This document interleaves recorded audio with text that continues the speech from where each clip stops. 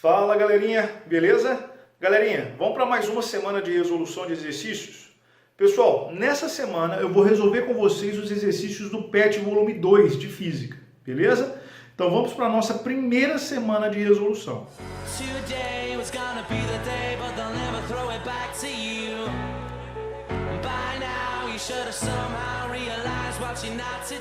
Galerinha, então vamos para a nossa resolução da nossa primeira semana do PET volume 2, né? Como eu falei com vocês, essa semana nós estamos estudando sobre os processos de eletrização, sobre a estrutura da matéria de uma maneira geral. E a primeira questão ela fala o seguinte: a matéria em seu estado normal não manifesta propriedades elétricas, tá? Ponto aqui. Por que isso não acontece? Porque a matéria ela é naturalmente neutra. O que significa dizer que ela é neutra? Significa dizer que ela tem o mesmo número de prótons e o mesmo número de elétrons, beleza?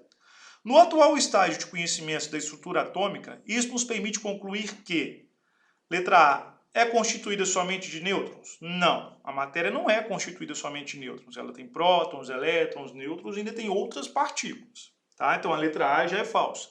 Letra B, possui maior número de nêutrons que de prótons? Também não. Beleza? Só uma coisa que eu tenho que falar aqui, dentro da física a gente não trabalha com os nêutrons, tá? A gente trabalha simplesmente com o número de prótons e o número de elétrons, principalmente na física clássica. Então a gente vai desconsiderar as alternativas que falar dos nêutrons. A letra C, possui quantidades iguais de prótons e elétrons? Sim. Se a matéria está neutra, significa dizer que o número de prótons é igual ao número de elétrons, ou seja, se eu tenho 3 prótons no núcleo, para essa matéria estar neutra, eu tenho que ter 3 elétrons na eletrosfera. Então a alternativa C é uma alternativa correta. E a letra D é constituída somente de prótons. Não, ela é constituída de prótons, elétrons, nêutrons, quarks e assim vai. Então a alternativa correta só pode ser a letra C de casa. Beleza? Pessoal, a nossa segunda questão ela fala o seguinte: um isolante elétrico não pode ser carregado eletricamente? Pode sim ser carregado eletricamente. Apesar de ser isolante, ele pode ser sim eletricamente carregado. Então a letra A é falsa. A letra B, não contém elétrons? O isolante ele contém elétrons sim, tá?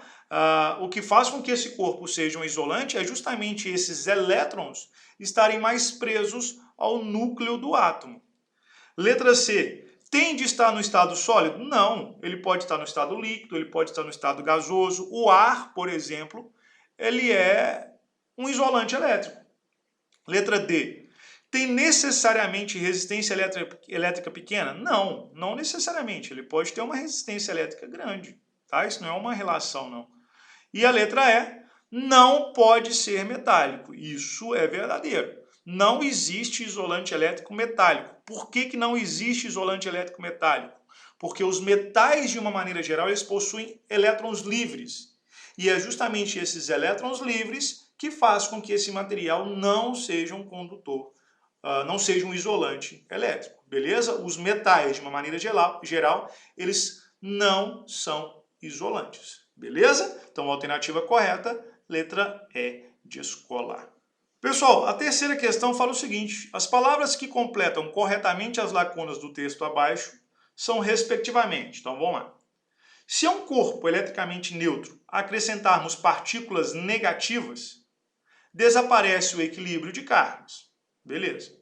O efeito total das partículas negativas supera o das positivas e podemos dizer que o corpo está carregado negativamente. Beleza?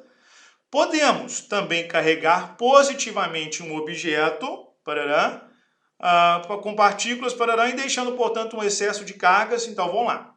Se eu quero deixar esse corpo carregado positivamente, o que eu vou ter que fazer? Eu vou ter que retirar elétrons desse corpo. Então, a primeira coisa que você precisa entender com relação aos processos de eletrização: nós não mexemos no número de prótons.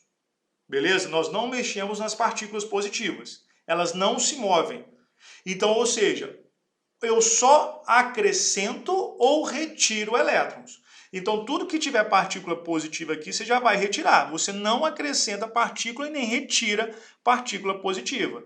Então, a letra C, a letra D e a letra E, de cara já está falso. Já é errado. Tá? Ou eu acrescento partículas negativas, ou eu retiro partículas negativas. Como eu quero deixar esse corpo carregado positivamente, então eu tenho aqui um corpo. Vamos supor que ele seja neutro, certo? Então, ou seja, se ele está neutro, ele tem o mesmo número de prótons e o mesmo número de elétrons. Se eu quero deixar ele com excesso de cargas positivas, o que eu vou fazer? Eu vou retirar elétrons desse corpo. Então, ou seja, quando eu retiro partículas negativas desse corpo, ele vai ficar com excesso de cargas positivas. Então, a alternativa correta só pode ser o quê? A letra B, de bola. Belezinha? Pessoal, vamos para a nossa quarta e última questão, então. Presta atenção. Tem um texto aqui todo bonitinho explicando o processo, né, de como que acontece a formação das nuvens, como que ocorre uma descarga elétrica. A gente não vai ler ela não para a gente ganhar tempo, beleza? Nós vamos ler a partir daqui, ó, tá? Então esse aqui é um texto que foi tirado de Física na Escola, volume 2, número 1 de 2001, tá? E foi adaptado. Então depois quem quiser entender melhor esse processo da formação de nuvens e as descargas elétricas, é bom dar uma lida aqui que é bem interessante. Agora veja bem. A eletrização que ocorre nas gotículas existentes nas nuvens pode ser observada em inúmeras situações diárias, como quando em tempos secos os cabelos são atraídos para o pente ou quando ouvimos pequenos estalos por ocasião da retirada do corpo de uma peça de lã. Nesse contexto, considere um bastão de vidro e 4 esferas condutoras eletricamente neutras. Então vamos lá, você tem um bastão de vidro e 4 esferas, A, B, C e D. O bastão de vidro é atritado em um ambiente seco com uma flanela, ficando carregado positivamente. Então o que eu tenho aqui? Eu tenho um bastão. Esse bastão está carregado positivamente, ou seja, ele tem um excesso de cargas positivas. Beleza? Após esse processo, ele é posto em contato com a esfera A. Então o que eu vou fazer? Eu vou pegar o meu bastão e vou colocar ele em contato com a minha esfera A, que estava eletricamente neutra. Então, quando eu coloco ele em contato com a esfera A, que estava eletricamente neutra, o que vai acontecer? A minha esfera A também vai ficar positivamente carregada. Processo de eletrização por contato. Beleza?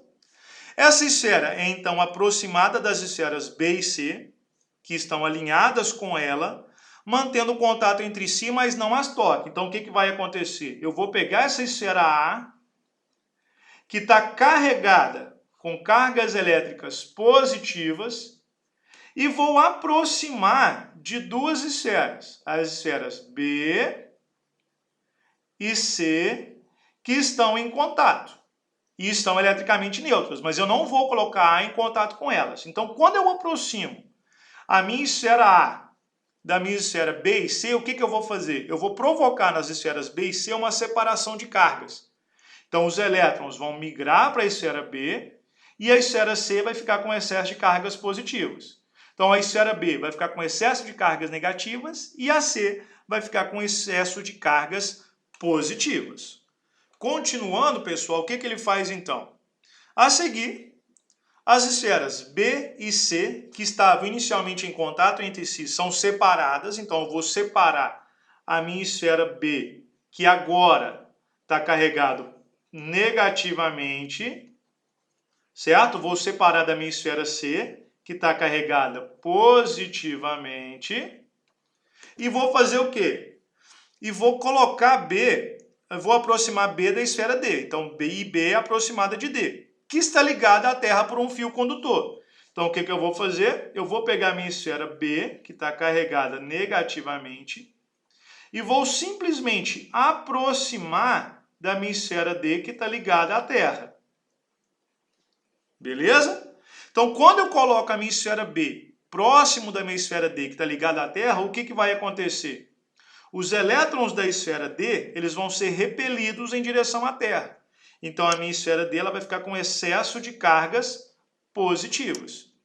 Após alguns segundos, esse fio é cortado.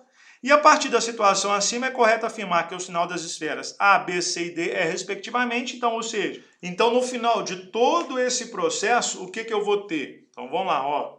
Eu vou ter aqui uma esfera A com excesso de cargas positivas. Eu vou ter uma esfera B com excesso de cargas negativas. Eu vou ter uma esfera C com excesso de cargas positivas, e eu vou ter uma esfera D também com excesso de cargas positivas. Então, ou seja, a única alternativa correta só pode ser o quê? A letra E de escola. A positivo, B negativo, C positivo e D positivo. Belezinha? Pessoal, eu vou encerrar aqui então essa nossa videoaula com a resolução dos exercícios. Espero que tenha ficado claro para todos. Qualquer coisa que precisar, é só chamar. Belezinha? Então, um abraço, fica com Deus e até a nossa próxima videoaula. Tchau, tchau. What you're not to do. I don't believe that anybody feels the way I do about you now.